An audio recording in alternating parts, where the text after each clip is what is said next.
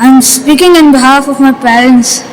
My question is that what is your advice to the Arab world to help the Muslim media, especially in India?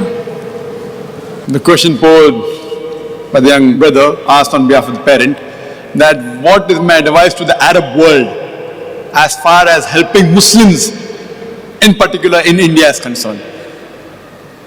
See, depending upon time keeps on changing. A few decades earlier, the Arabs came to India to do business. India is on top of the world.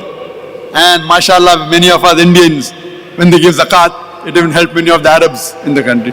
Now, Allah has given the black gold to the Arabs, MashaAllah. Now they are rich. And now we find that the Indians come to the Arab world to do jobs, to do business, coming to Dubai, coming to Saudi, Alhamdulillah. The thing is, as far as my advice is concerned, that as far as the Muslims are concerned, I feel what I said earlier, that it's the duty of every Muslim to convey the message. And more facility Allah has given you, Allah will question you more.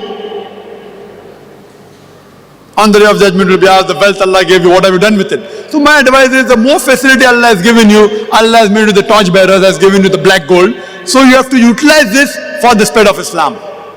Not only in India, Alhamdulillah, in India there's no problem, MashaAllah. But there are people, Indians, MashaAllah. India has got problems, I'm not saying no. But Alhamdulillah, we can take care of ourselves.